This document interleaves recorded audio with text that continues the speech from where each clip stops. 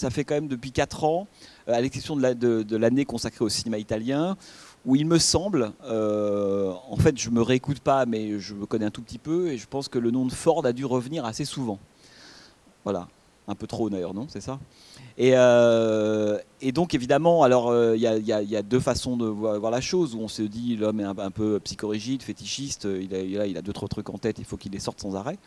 Ou alors on se dit que finalement, peut-être qu'un des secrets cachés, une des sources cachées du cinéma américain, mais toute période confondue là pour le coup, puisque rappelons que Ford commence à tourner au milieu des années 10 et se termine à la fin des années 60. Donc c'est 50 ans de carrière, d'histoire du cinéma et de l'Amérique, etc.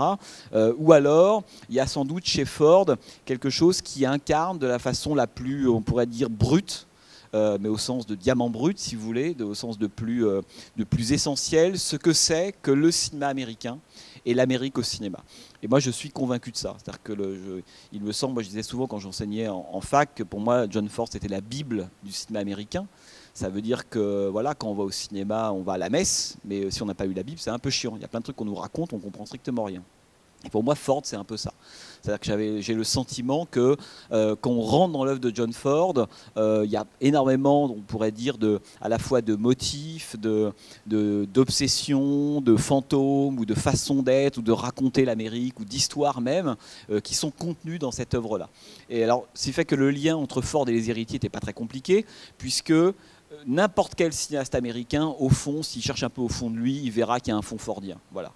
Alors évidemment, il y a les Fordiens totalement, on pourrait dire, ceux qui ont fait afficher, hein, auto-avoués, ceux qui ont fait leur grand coming out, évidemment, programmé de Cimino, c'est pas hyper original, parce que l'œuvre de Cimino est obsédée de A à Z par Ford, lui-même le raconte, des citations très directes dans ses plans, etc. etc. Alors, moi j'ai choisi La Nuit du Dragon, parce que c'est un film, on pourrait dire fordien, on y reviendra le mois prochain, mais dont le rapport à Ford est un peu moins évident, par exemple, que La Porte du Paradis, ou alors La Maison des Otages. Ça me semblait intéressant de passer par ce film-là en se disant mais en quoi ce polar qui se passe à Chinatown a quelque chose de fordien. Donc pour moi l'idée de ce cycle c'est à la fois non pas d'éclairer l'œuvre de John Ford parce que c'est pas possible. Hein, des dizaines de films, 50 ans de carrière, l'homme commence à l'époque du muet et puis il va faire ses premiers films parlants, premiers films en couleur, il va connaître l'âge d'or des studios et puis peu à peu la chute des studios. Il faut rappeler que Ford tourne son film en 67. La Seven Women, Frontière chinoise en français, et c'est l'année évidemment, on l'a vu la première année du cycle, hein, du Laura et de Rosemary's Baby. Donc c'est quelqu'un qui a couvert une histoire et un panorama du cinéma américain absolument colossal. Alors moi ce qui me semblait intéressant, c'était pas du tout, encore une fois, de faire de façon un peu exhaustive une sorte d'analyse de tout ce panorama-là. On n'aura pas le temps, il y a beaucoup trop de films. On a choisi là 4 films de Ford, mais ou 5. 4 ou 5, 5 hein. Mais évidemment, ça a été un crève-cœur permanent. J'ai mis La Charge héroïque, mais il n'y a pas les raisins de la colère, il n'y a pas le massacre de Fort Apache.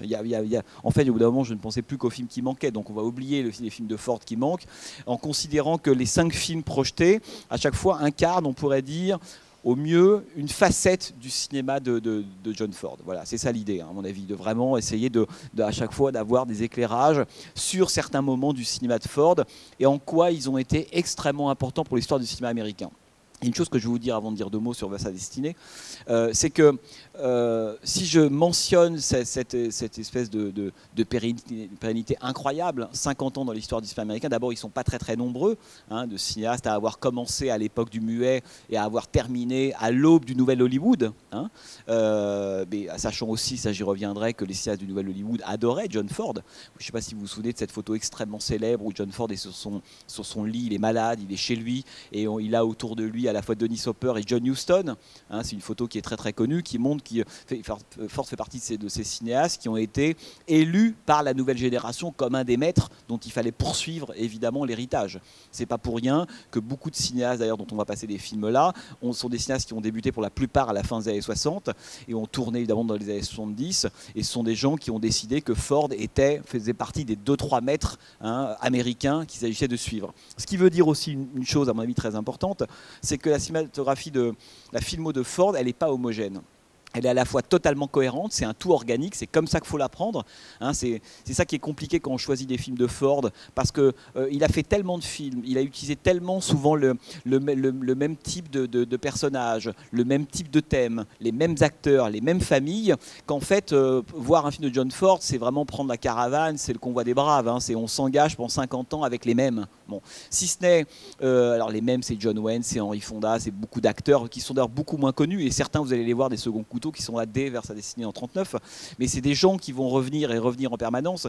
Mais ce qui est très très beau évidemment avec Ford, c'est que c'est pas quelqu'un qui est resté sourd à l'évolution du cinéma d'abord, mais aussi à l'évolution de l'Amérique et on pourrait dire et de l'opinion publique, de la façon dont l'histoire se percevait. Et ce qui est fascinant avec lui, c'est qu'on voit en 50 ans combien est-ce que la mythologie américaine, elle a enfin, ce qu'on appelle l'historicité plus précisément, comment est-ce que la façon dont on raconte une histoire à partir d'un point de vue qui est celui le nôtre évidemment, autrement dit comment on regarde le passé à partir d'un présent, et donc comme on regarde à partir d'un présent, de fait on le reconstitue aussi. Le titre Vers sa destinée est assez bien choisi parce que quand vous allez voir le film, l'homme qui est là, Lincoln au début des années 30, il n'y a pas de destinée du tout. Mais en même temps, la façon dont Ford le filme, il ne peut pas faire comme si Lincoln n'est pas le Lincoln que nous on connaît.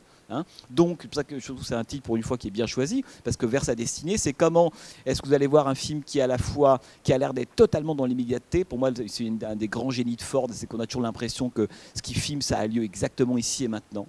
Hein, il y a une capacité à saisir le naturel, les gestes, les dialogues, le comportement, les rituels des gens, comme si on voyait des films documentaires de l'époque. Et en même temps, toujours avec la conscience, évidemment, de ce que ce présent-là va devenir à l'intérieur de l'histoire. Hein, je pense que c'est ça les deux grands mouvements, mais j'y reviendrai évidemment, de John Ford.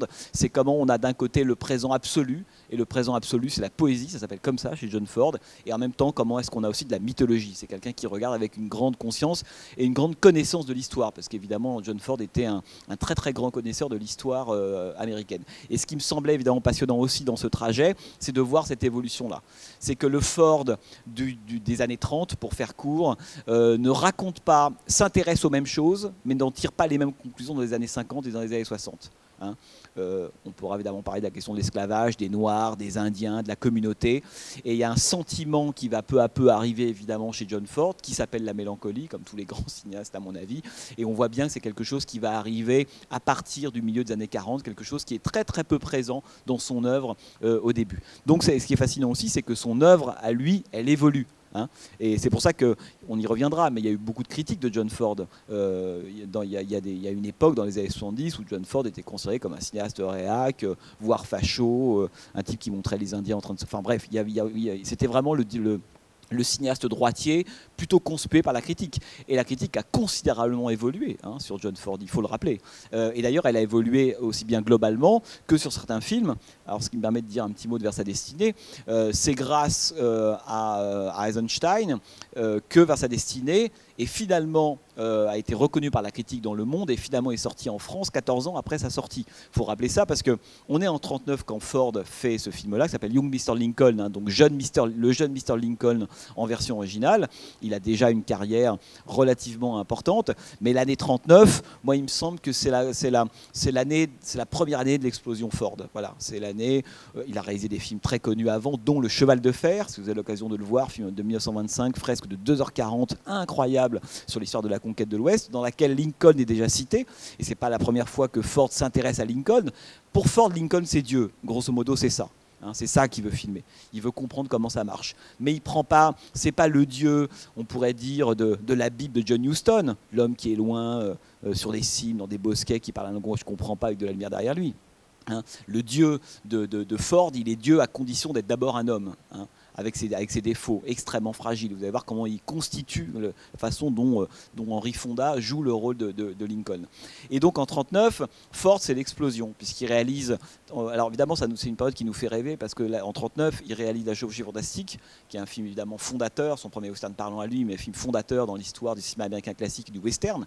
Wells le disait, pour faire Citizen Kane, j'ai vu 50 fois La Chevauchée Fantastique, et beaucoup des inventions de Citizen Kane, dont évidemment le fait de filmer les plafonds, enfin plein de choses que je vous redirai plus tard, sont des choses qui viennent du film de John Ford. Et Wells n'a cessé de dire la dette qu'il avait envers John Ford. Donc on lui disait c'est quoi pour vous le cinéma américain, il disait c'est John Ford, John Ford et John Ford. En 1939, c'est l'année de La Chevauchée, c'est aussi l'année sur la piste des Mohawks, vous l'avez peut-être vu, hein, qui est le premier film en couleur de John Ford, et aussi avec Henry Fonda d'ailleurs, et puis Vers sa destinée, qui est le film à cette époque-là le moins, on pourrait dire, reconnu de Ford. Sur La piste des mots, premier film en couleur, La chevauchée sont des films qui ont beaucoup plus d'écho. Vers sa destinée à l'époque est considéré comme un film un peu mineur, pas grand-chose. Et puis la même année, on a Washington de Frank Capra, il y a Le Temps emporte le vent, il n'y a que des films monstres à côté, ce qui fait que le film est un peu écrasé. Et petit à petit, grâce notamment à Eisenstein qui dirait, mais moi s'il y avait il y a un cinéaste américain, c'est John Ford, et si mon film préféré de lui c'est Vers sa destinée, peu à peu on a commencé à se dire, ah ben si le type du paraissait Potemkin trouve que Ford est intéressant, peut-être que le type est pas si facho que ça. Donc on est allé voir Vers sa destinée, et le film est sorti, a eu peu à peu évidemment le succès qu'on sait. Deux choses très rapidement, c'est que, alors vous allez voir, c'est la première des 4 collaborations entre Ford et Henry Fonda, alors que vous le savez peut-être, au cours du cycle, je vous dirai de temps en temps peut-être des livres à lire si ça vous intéresse, parce que la biographie sur Ford elle est considérable, aussi bien en français qu'en anglais. Et Jim McBride, dans un livre absolument passionnant, sorti, qui s'appelle À la recherche de John Ford, paru aux éditions Actes Sud, Institut Lumière, raconte combien Henry Fonda, d'avoir été très très impressionné par John Ford, parce qu'à l'époque, même en 1939, quand on allait voir John Ford, on allait voir le maître, donc on était convoqué chez lui, hein, exactement comme un soldat est convoqué chez l'amiral. Hein. Et un jour, Ford voit des bouts d'essai avec Henry Fonda, ce jeune Henry Fonda, et Fonda donc s'est grimé, etc. Mais il trouve que physiquement il est pas mal en Lincoln, mais dès qu'il ouvre la bouche, vous connaissez la voix d'Henry Fonda, hein, cette voix un peu nasillarde, extrêmement posée, très très belle, il trouve que d'un seul coup ça marche plus du tout. Et donc il refuse, il dit non mais je pourrais jamais faire Lincoln, tout est écrasant, je m'en sortirai pas. Et là c'est Ford qui convoque Henry Fonda et qui lui dit mais pour qui tu te prends, évidemment tu pourras faire Fonda, c'est moi qui le demande, et quand Ford dit ça on le refuse pas. Et c'est comme ça qu'Henry Fonda se retrouve embarqué sur l'aventure de Vers sa destinée. Et vous allez voir le travail d'acteur qu'il fait est absolument phénoménal. Regardez même dès sa première apparition, comment il apparaît, dans quelle posture il est, comment il se lève et ce qu'il fait avec ses mains, c'est absolument formidable. On sait maintenant qu'Henry Fonda est un génie, mais là, dès 1939, on le remarque, si vous voulez. Et donc, ce que va faire Ford avec Vers sa destinée, qui est un film à petit budget, c'est tout simplement à la fois s'attaquer de front pour la première fois. Lincoln est déjà présent chez lui avant, mais pour la première fois à la figure de Lincoln, et contre toute attente, n'oubliez pas qu'on est en 1939, qu'en 1939 à l'époque, plein de biopics se font extrêmement classiques. Hein, tous ces films d'Alan Dwan, de plein d'autres de la Fox, où on raconte des histoires de gens, la naissance, la progression, souvent la chute, on prend la vie intégrale de l'individu. Là, pas du tout. Là, ce que fait Ford déjà, c'est un geste extrêmement moderne, c'est qu'il nous dit non, mais moi, c'est pas le Lincoln qu'on connaît, celui de la guerre de sécession, l'abolition de l'esclavage, c'est pas non plus le Ford de l'assassinat de Lincoln. Hein. Ce qui m'intéresse, c'est les débuts. Hein. C'est comment ce type-là est un homme au début et qu'est-ce qu'il va faire, peut-être qu'un jour il va devenir celui qu'on connaît. Donc il va complètement à rebours et il va chercher l'origine en fait de Lincoln. Alors vous allez voir, je vous raconte évidemment pas ce qui se passe. Qui l'a déjà vu parmi vous le film ? Ah oui, donc pour beaucoup c'est quand même une revision. Bon, évidemment il y a un moment où il ne peut pas échapper à la mythologie Lincoln, et vous allez voir comment il suture les deux. C'est absolument magnifique. Bon, voilà. Donc là, comme tout le monde dort déjà, je vous laisse un peu vous sécher, et donc bonne projection et à tout à l'heure. Now, gentlemen, I'm not up here to make any speeches. All I got to say is I can lick any man here, hands down. Bon, ben voilà, en fait, ce qui est compliqué avec Ford, c'est qu'en fait, me semble-t-il, on a toujours envie de... Enfin, c'est des films qui... j'en parlais avec Jean-Paul tout à l'heure, et on se disait qu'il y a une musique John Ford. En fait, je pense que c'est vraiment ça. Et le jour où cette musique, on la capte, on peut voir tous les films de Ford. C'est-à-dire que pour moi, les films de Ford, c'est des films de chevet, dans le sens où j'ai l'impression, quand je les vois, de me sentir bien immédiatement à l'intérieur, de comprendre exactement de quoi il s'agit, ce qu'il raconte, sa grande finesse, sa grande subtilité aussi, parce que je pense par exemple à la fin, lorsque Lincoln accepte la pièce de la mère, qui évidemment, on imagine bien que c'est une famille désargentée qui prend sur ses très maigres économies l'argent pour l'avocat. On voit très bien combien est-ce qu'un cinéaste en fait qui aurait tenté de forcer le sentimentalisme se serait dit, mais alors non seulement le type effectivement il a réussi à faire acquitter ses deux fils, et en plus c'est un bon prince, un samaritain, un bénévole, c'est quasi un saint puisqu'il ne prend même pas l'argent de la femme. c'est pas ce que montre Ford. Hein, c'est un détail qui est passionnant parce que c'est aussi un détail qui, à mon avis, renseigne beaucoup sur le personnage que met en scène John Ford. C'est que justement, c'est pas quelqu'un, c'est pas un dieu dans le sens, c'est pas un saint qui agit pour rien. Hein, qui en plus ferait cette fleur en disant mais non, moi c'est gratuit, évidemment, je veux dire je suis avocat, mais finalement on doit garder cet argent, vous êtes très pauvre, je ne devrais pas. Non, il comprend que pour la dignité de cette femme, il faut qu'il accepte lui. Hein, et c'est comme ça, c'est à partir de ce moment-là qu'elle peut repartir avec le sentiment finalement qu'à la fois que ses deux enfants sont libres, mais au nom du système américain. Ça, c'est très important, parce que c'est au nom du système américain que... C'est Jean Douchet qui disait d'ailleurs dans un bonus DVD que c'est un film de propagande vers sa destinée. Et en fait, on se rend compte qu'à la fin, la preuve, c'est que vous avez applaudi, c'est qu'à la fin, on a tous envie d'aller voir Lincoln, on a tous envie de monter au Capitole, à Washington, etc. etc. C'est pas faux. C'est-à-dire que... Mais c'est de la propagande, peut-être dans le bon sens du terme, ou pour des idées qui sont nobles. Mais en tout cas, John Ford fait absolument un film de propagande pour Lincoln, qui est le dieu de l'Amérique. Qu'on voit vers sa destinée, c'est vraiment ça. C'est un film qui nous raconte pourquoi ce type, qui à l'origine, il le décrivait lui-même comme un plouc de Springfield, hein, c'est comme ça qu'il a convaincu Henry Fonda. Tu dis, mais t'en fais pas, Lincoln, c'est pas Dieu, c'est un plouc. C'est un avocat plouc qui va devenir un jour celui qu'on connaît. Mais toi, ce que tu vas jouer, c'est le moment où c'est juste un avocat, parmi d'autres, qui est complètement gauche, vous l'avez vu au début, hein, qui sait pas trop comment se comporter, qui est toujours un peu à l'écart, qui est aussi un peu roublard, manipulateur. La séquence de la fête de l'indépendance, lorsqu'il n'hésite pas à accrocher la corde, par exemple, au chariot, à plein de moments, on sent qu'il use des méthodes qui sont limites par rapport à quelqu'un qui utiliserait strictement la loi ou qui travaillerait uniquement, comme les Américains, by the book, pas du tout. Hein, il y a des moments où il n'hésite pas à manipuler, à intimider, à faire l'œil noir à l'un des deux qui dit qu'il ne veut pas payer. Je ne sais pas si vous vous souvenez au tout début du film. Donc on pourrait presque dire que pour ses fins, Lincoln est aussi prêt, c'est pas du tout un être parfait, hein, à utiliser tous les moyens. Et il le montre aussi comme ça, John Ford, dans une première partie. C'est la seconde partie, à partir du moment où il va prendre la défense de ces deux personnages-là, les deux fils de cette femme, que le Lincoln qu'on connaît, on pourrait pas dire, commence à se construire. Mais avant, c'est un type qui est sincère, ça c'est la qualité absolue tout de suite. D'ailleurs, j'adore la séquence d'ouverture du film, vous avez vu, lorsqu'on a le politicien qui parle, là on est effectivement dans le cliché total, le tribun, l'homme dont on se dit dès qu'il ouvre la bouche, c'est tout de suite du mensonge. C'est le discours politique par excellence. Hein. Et on a ces hommes qui sont droits autour de lui, qui l'écoutent, il est tout fier, voilà, il fait un peu le coq. Et évidemment, le moment où il présente à ce moment-là Lincoln, on est au tout début des années 30, et il faut rappeler que Lincoln, à ce moment-là, est un des représentants du parti Whig. Le parti Whig, à l'époque, c'est l'ancêtre du parti républicain, parce que Lincoln sera quand même le premier des présidents républicains américains, le 16e. Hein. Mais avant, il est représentant du parti Whig, qui est une sorte de proto-parti républicain, si vous voulez, et c'est à ce titre-là qu'il arrive dans le plan.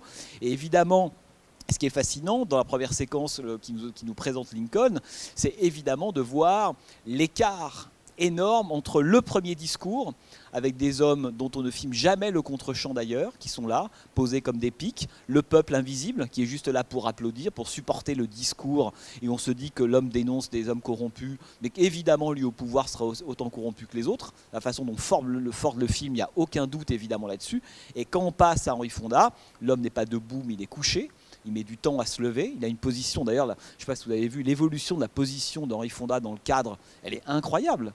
En 1939, le type ne sait pas se tenir. Il n'y a pas un plan, il n'y a que vers la fin où il commence à savoir faire un peu quelque chose de ce corps dégingandé. Hein, où il se met à... En fait, là, on se dit, ah oui, là, c'est le Lincoln que je connais gravit la colline. Hein, quand il sort de la salle d'audience, je reviendrai, parce que c'est une séquence évidemment capitale, lorsqu'il est acclamé par la foule, hors champ, très important évidemment. Le fait que Ford décide de ne pas filmer la foule qui applaudit, pour quelle raison il ne la filme pas. Et ensuite, au moment où il monte la colline, là c'est le Ford qui va, c'est le Lincoln qui va vers sa destinée, d'où le titre français qui est pas mal quand même, la colline, l'orage, la statue, et le collage est génial parce qu'il y a deux collages formidables sur lesquels je reviendrai un peu après dans le film, enfin deux ellipses incroyables. La première qui est très célèbre, c'est la mort d'Anne Rutledge. Hein, après le long travelling, ils sont en train de discuter tous les deux. À ce moment-là, c'est presque une famille, un couple qui est en train de se fonder. Et Henry Fonda lui dit, elle lui dit à Anne Rutledge, mais parce que ça a été sa première femme. Anne Rutledge, peu de gens aiment les femmes qui ont les cheveux roux. Et là, Henri Fonda lui répond, moi j'aime beaucoup les cheveux roux, plan sur le fleuve, cut, et là, bloc de glace, la tombe.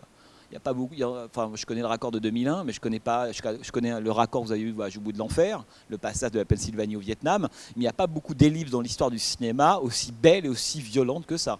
Encore une fois, on est en 39, c'est extrêmement osé, évidemment, d'être passé de cet amour naissant. C'est une des voies que peut emprunter Lincoln à ce moment-là, c'est ce que nous raconte le film.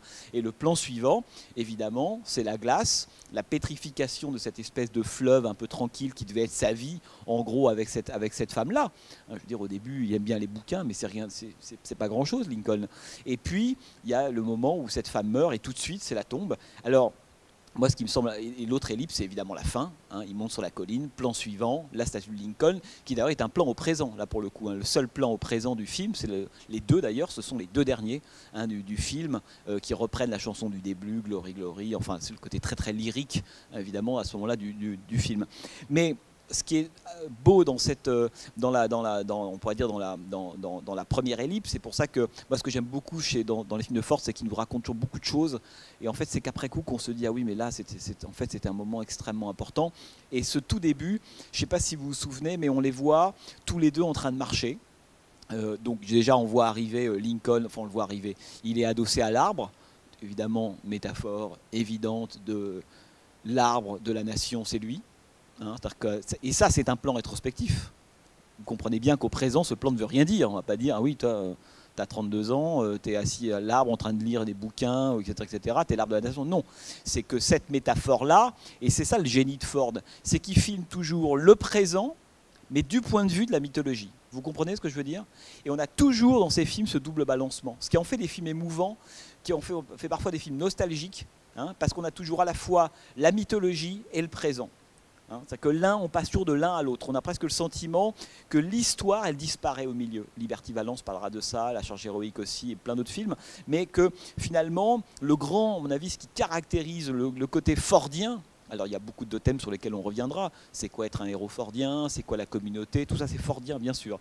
Mais à mon avis, je dirais presque peut-être la chose la plus importante chez Ford, c'est cette espèce on pourrait dire de capacité à faire exister à l'intérieur d'un même plan le sentiment que ce qu'on voit c'est de l'ordre du présent absolument. D'où le charme incroyable de ces films. Incroyable. Amusez-vous à revoir des films des années 30-40. Je veux dire, il y a peut-être que Capra, à mon avis, qui possède ça. Quand vous regardez, je ne sais pas moi, Monsieur Smith au Sénat ou l'extravagant Mr. Deeds, on a par moments ce sentiment de présent qu'on retrouve chez Ford.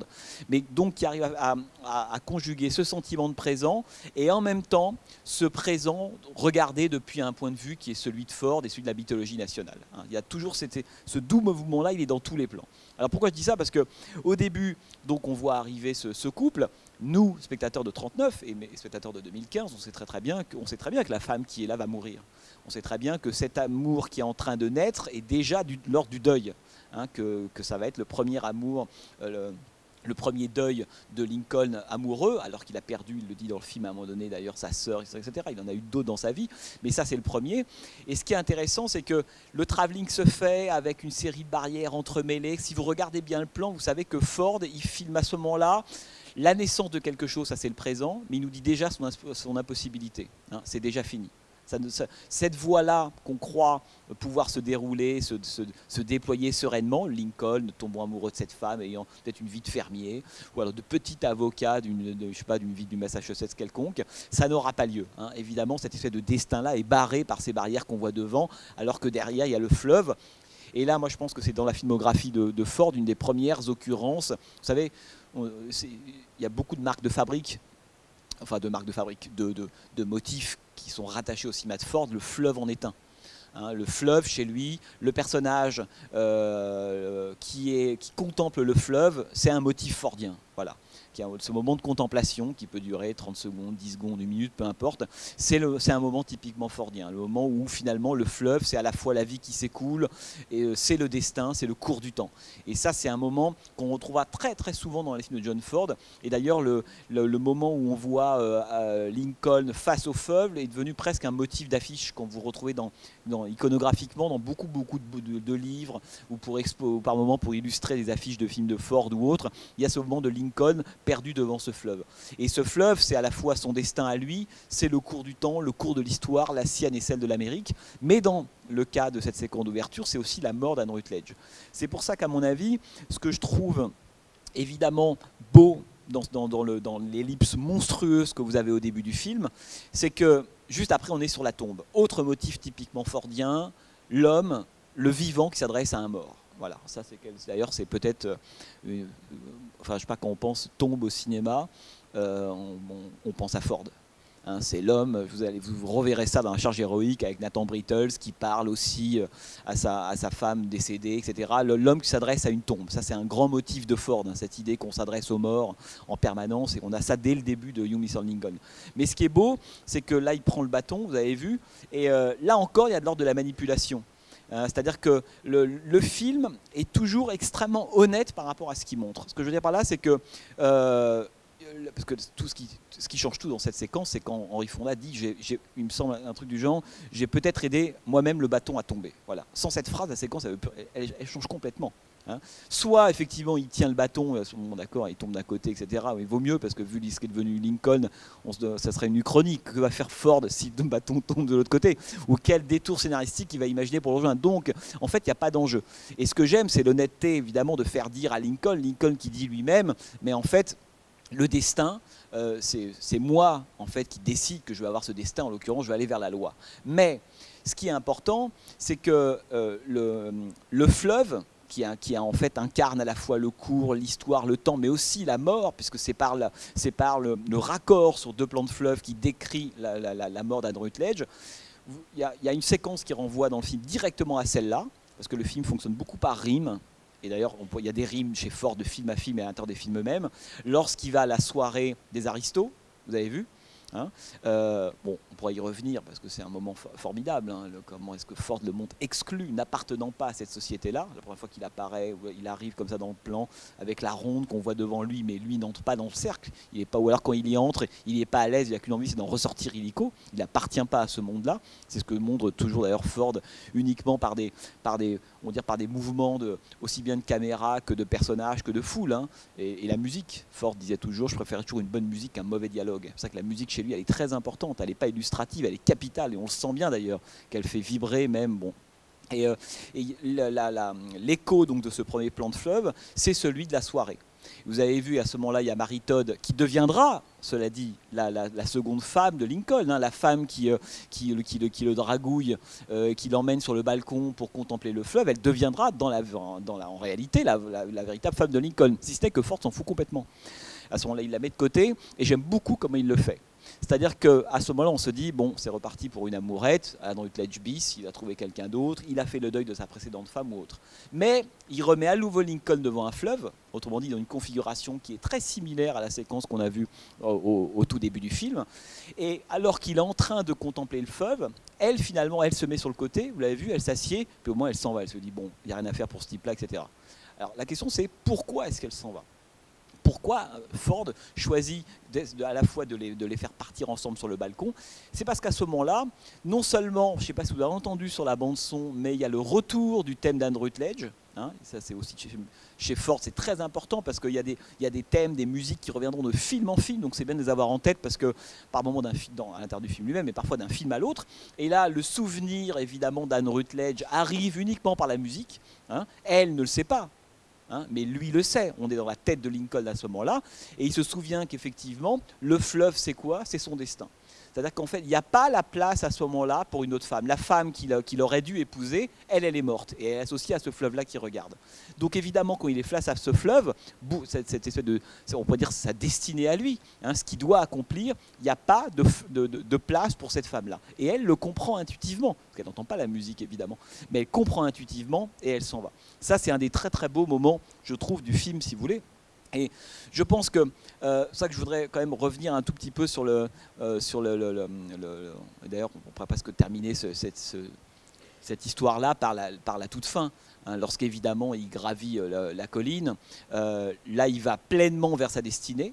Hein. D'ailleurs c'est très très beau puisqu'au moment il y a deux plans.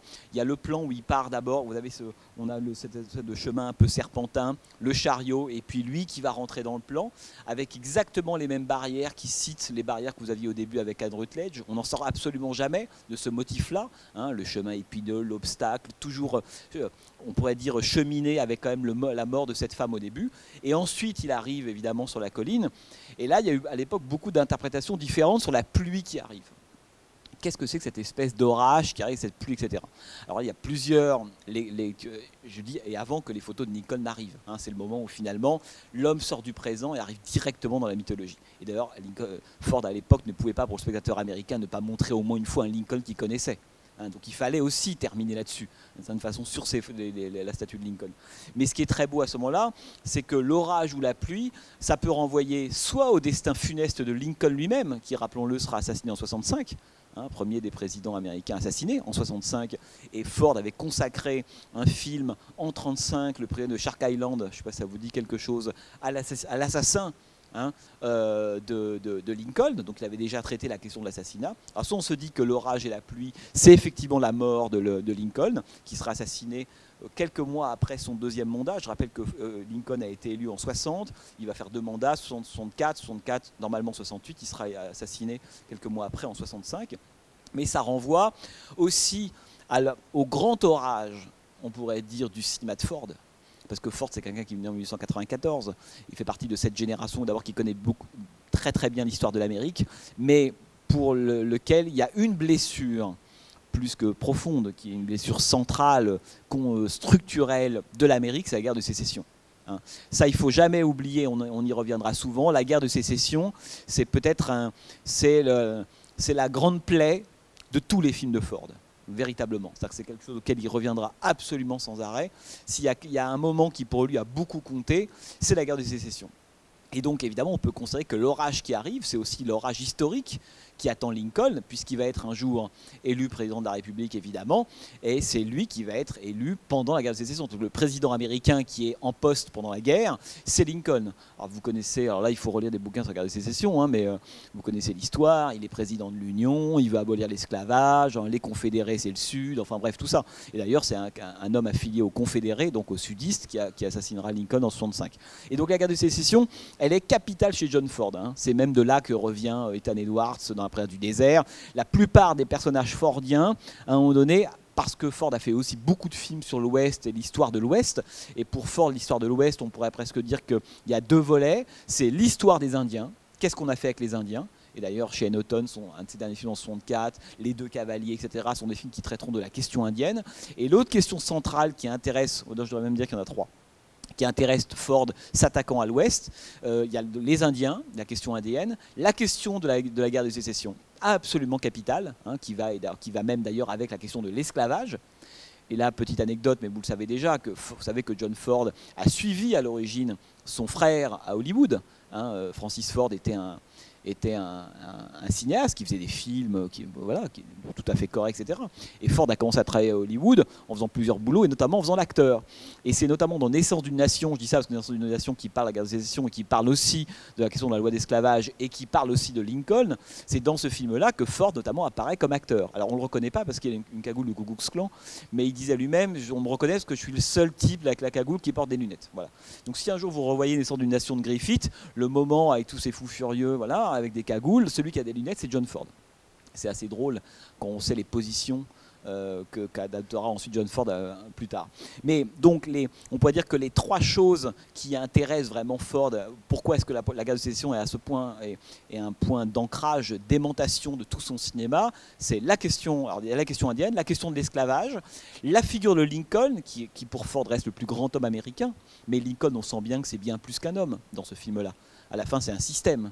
C'est une façon d'être, c'est une idéologie, c'est un principe, c'est la loi. Vous voyez ce que je veux dire, on voit bien que à la fin du film, on est passé, il s'est réifié, comme on dit. C'est-à-dire qu'on est passé de quelqu'un en particulier, de singulier, qui a des manières, un corps, qui pense de trois choses. À la fin, il va se mettre à incarner l'arbre contre lequel il était adossé au début, c'est l'arbre de la nation, Lincoln. Et Ford était un fan de Lincoln, et donc évidemment c'est quelque chose, quand on s'intéresse à la guerre de sécession, est absolument capital, c'est Lincoln. Et la troisième chose qu'on retrouve aussi beaucoup chez Ford, mais ça je reviendrai plus tard au cours du cycle, et notamment à mon avis au moment de Liberty Valence, c'est la question de la technologie.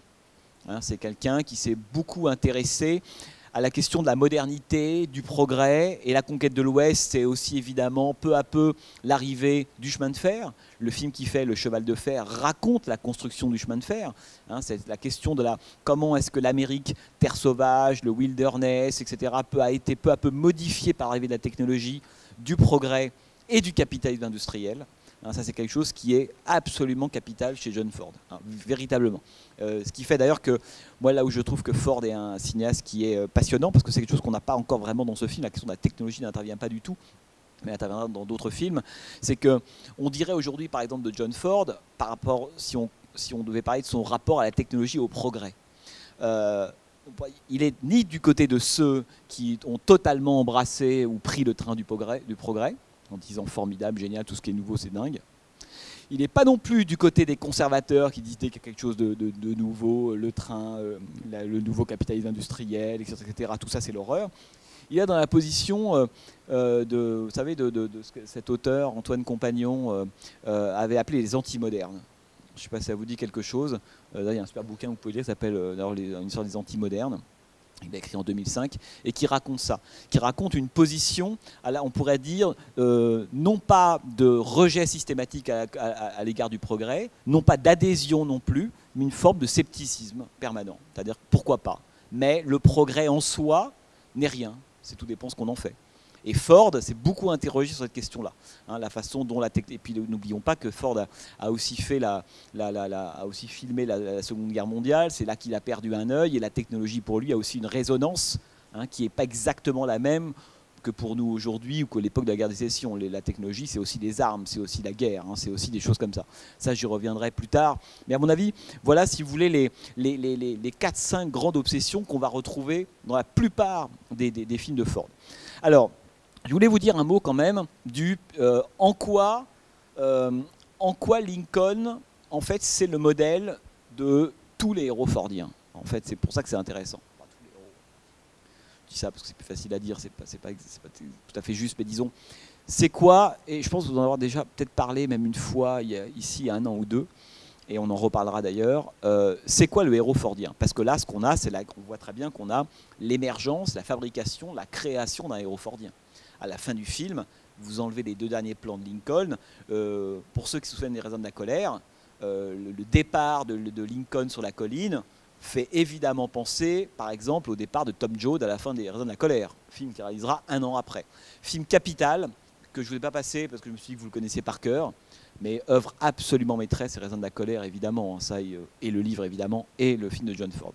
Alors, en quoi Lincoln, finalement, c'est le modèle parfait des héros fordiens? Alors moi je dirais qu'il y a 2-3 points qui me semblent importants. C'est que tout d'abord, c'est un homme du peuple. Hein, c'est quelqu'un qui vient du peuple, Lincoln. Et c'est pour ça que Ford s'intéressait beaucoup au fait de montrer non pas l'homme déjà installé, élu, ayant une certaine résonance politique, etc. Il veut le montrer au départ, d'où le côté plouc dont je vous parlais. Il a envie de le montrer un peu engoncé, pas très débrouillard, pas forcément très sûr de lui, hésitant sur son chemin. La fête de l'indépendance, j'aime beaucoup la séquence des tartes par exemple, parce qu'on peut se dire que Lincoln c'est aussi ça. Hein. C'est qu'à un moment donné, c'est l'homme qui le dit, ce qui compte, c'est l'équilibre. La justice, c'est l'équilibre. La vérité, c'est l'équilibre. Hein. Et on peut dire que les tartes, c'est déjà tarte aux pommes, tarte aux je sais plus quoi, au pruneau, pêche. C'est bon. Bon. Mais ce qui est intéressant, si vous voulez, c'est que le héros fordien, c'est quoi? C'est d'abord un homme du peuple. Et c'est vraiment ce que montre John Ford au début. Cet homme, il vient du peuple. Mais, je fais une micro-parenthèse que ça me semble très important, on pourrait se demander Pourquoi? Parce que John Ford s'inspire de certains faits de la vie de Lincoln, en réécrit totalement d'autres et en invente totalement d'autres. Lamar Trotti, qui est le scénariste du film, vous imaginez bien que ce n'est pas du tout un film dont le scénario respecte scrupuleusement la vie de Lincoln. Il y a des choses qui sont arrivées, d'autres pas du tout. Donc il a inventé des séquences pour exemplariser, si vous voulez, le statut de Lincoln. Ce qui est intéressant, c'est qu'on voit bien dans toutes les séquences en fait, entre Lincoln et la famille des deux condamnés, enfin des deux présumés coupables, les deux fils, qu'au fond, Lincoln parle à une famille que lui-même n'a pas eue. Hein, c'est-à-dire qu'en fait, ce qu'il projette dans cette espèce de famille-là, d'ailleurs, ce moment où il est assis, il dit « mais moi aussi, ils sont morts, moi aussi j'ai une sœur, moi aussi, cette cabane me rappelle celle de mon père, et les rondins, il n'y a pas un clou, etc. etc. » C'est-à-dire que c'est très intéressant parce qu'on se dit qu'une des motivations, et je vais vous dire pourquoi je dis ça, c'est aussi l'idée que Lincoln reconnaît et donc exerce de cette façon sa justice parce qu'il reconnaît quelque chose que lui-même a connu, que lui aurait aimé connaître précisément, une forme de stabilité, de communauté familiale, etc. Ce qui fait que, à mon avis, un des motifs qui font que Lincoln décide de défendre ces deux-là au départ, évidemment, la justice, la loi, il a lu tout ça, effectivement ça peut être une affaire, juste là il végète un petit peu à régler des affaires qui ont relativement peu d'intérêt, mais alors ça peut être tout ça. Mais une des autres raisons à mon avis, c'est que le scandale pour Lincoln à ce moment-là dans le film, en tout cas ce qui lui fait extrêmement peur et ce qui excite ses principes, c'est le fait que, c'est la fameuse séquence terrible lorsque le procureur dit à sa mère « mais il faut vous choisissez un des deux, en gros, hein, j'en libère un, mais l'autre on le pend ». Le choix de Salomon inversé, quoi, si vous voulez, un truc absolument terrible. Et c'est contre ça, en fait, que Lincoln, en fait, c'est pour cette raison-là que Lincoln décide de prendre le cas. Puisqu'en fait, à quoi il assiste? À une petite famille, au début du film, à la fête de l'indépendance, idéale. C'est presque un cliché de la petite famille sympathique. Les deux enfants, le petit gamin dans les bras, tout le monde rigole, la mère. C'est la cellule fordienne par excellence, ça. Vous la retrouvez dans la plupart des films. C'est-à-dire que je pense que quand les films de Ford sont heureux, dans des moments heureux chez lui, c'est quand il y a ça. Cette espèce d'utopie de la cellule familiale, hein, qui est là. La mère, l'enfant, avec sa femme et ses deux enfants, etc. Et évidemment, c'est cellule à laquelle, par exemple, Ethan Edwards, dans la période du désert, à laquelle il refusera finalement de s'intégrer, pour une raison sur laquelle on reviendra. Mais chez Ford, le centre, en fait, c'est le couple, mais c'est cette petite famille-là, cette cellule-là. Et évidemment, ce qui arrive, autrement dit, cette espèce de faux meurtre, j'y reviendrai, parce qu'elle est extrêmement culottée, cette scène, entre parenthèses, du meurtre qu'on voit mais qu'on ne voit pas. Et d'ailleurs, parce qu'il reprendra cette chose-là dans Liberty Valance. En fait, il nous montre le meurtre, mais comme on ne sait pas voir, on ne l'a pas vu. Hein, c'est un truc assez incroyable. Alors, si vous revoyez le film demain, la séquence du flashback est évidemment une citation très directe, il n'y a pas de manipulation. C'est vraiment la séquence qu'on a vue au début, avec la jambe du type qui montre qu'il a été poignardé. Si vous regardez bien la séquence, il n'y a pas de doute, le type qui vient à son chevet, en l'occurrence Ward Bond, enfin un des acteurs fétiches de Ford, est bien celui qui le poignarde. Mais quand on voit le film à ce moment-là, on ne le voit pas. Alors, pourquoi finalement Lincoln, indépendamment du désir de justice, finalement décide de défendre ces deux-là? C'est aussi parce qu'il sent à ce moment-là qu'il y a un risque que cette espèce d'unité, de cellule familiale, elle soit brisée. Et je pense que le vrai scandale pour Lincoln, c'est ce qui fonde pour lui l'Amérique, véritablement. Et pourquoi l'Amérique? Parce que ça fonde et le héros, et la communauté, et le pays, c'est cette cellule-là. Et finalement, ce qu'il va défendre, ce qu'il va tenter de préserver, c'est l'unité de cette petite famille-là. C'est pour ça qu'à la fin, on la voit reconstituée, et c'est pour ça que la femme paye et qu'elle peut repartir sur les chemins pour éventuellement aller s'installer ailleurs, etc. En fait, tout le film, enfin la seconde partie du film, est balancée entre d'un côté l'image d'une harmonie parfaite de la petite famille, presque le cliché de ce que c'est que la famille des pionniers, hein, qui va fonder l'Amérique, et tout ce qui la menace au milieu. On peut tuer un des fils, voire les deux, etc. L'explosion, la mère qui doit éventuellement dire le pire, dire voilà c'est mon fils, ou c'est celui-là, ou pas celui-là, etc. Et la reconstruction à la fin de cette famille. En fait, Lincoln, il a servi à quoi? Il a servi à ce que cette famille extrêmement heureuse au début le reste à la fin. C'est tout ça, uniquement à ça qui sert dans le film. C'est vraiment de préserver cette unité familiale. Alors pourquoi je vous dis ça? Parce que le héros fordien, c'est quoi être un héros fordien? Ça veut dire quoi être un héros fordien? Je veux dire ça, voilà, c'est un héros fordien, voilà. Et d'ailleurs, il y a beaucoup de cinéastes pour lesquels on pourrait dire ça, mais il y a des caractéristiques. Le héros fordien, donc je reviens à ça, c'est le héros qui vient du peuple. Quelque chose d'extrêmement important. Ça veut dire quoi? Ça veut dire que, non pas il s'identifie à lui, non pas dans le sens où il serait, alors ça très important, on pourrait dire au-dessus de lui, non pas parce qu'il aurait mieux réussi que les autres, non pas parce qu'il comprendrait mieux en fait le peuple que le peuple certaines choses, non. C'est un héros du peuple parce que en fait il s'identifie à lui, il le comprend intimement, ce que ne comprennent pas du tout les autres personnages du film. Les aristos, on s'en fout de ça à la limite, l'avocat un peu véreux, toujours entouré d'une cour qui préfigure d'ailleurs le Henri Fonda du massacre de Fort Apache, toujours coincé, qui ne met jamais le pied par terre, vous voyez, qu'il est sur des parquets, des tapis, des sièges, mais jamais le pied sur le sol, sur la boue. Truc très important chez Ford, quand les héros mettent le pied par terre, c'est déjà bien. Quand il y a de la poussière sur leurs bottes, c'est déjà bien. Quand on est le bûcheron, formidable, vous voyez ce que je veux dire. Le faux héros, attention, il peut être héros pour certains, mais le faux héros pour Ford, c'est Henri Fonda dans le massacre de Fort Apache. Hein, c'est celui qui passe de salle de bal en calèche en appartement lustré. Hein, c'est-à-dire que chez Ford, on a mis les pieds dans la boue. Très important. L'homme du peuple, il met les pieds dans la boue. Il se salit. Il s'est coupé un tronc de bûcheron. C'est pour ça que cette séquence, elle est. Pourquoi Ford insiste là-dessus, sur le fait que Lincoln est un bûcheron? On s'en fout comme de l'an 40, c'est un bûcheron. Ça permet juste au film, à chaque fois, de le mêler. Vous avez bien vu, les autres sont des spectateurs de ce peuple-là. On regarde, assis sur des endroits, le spectacle de l'indépendance. On regarde cette populace en train de s'amuser à célébrer les vétérans, Miss Liberty, à faire des jeux complètement stupides, la corde, la boue, la tarte à la pomme, etc., etc. Le seul, en fait, qui participe, pourquoi? Parce qu'il émane de ces gens-là, tout simplement, c'est Lincoln.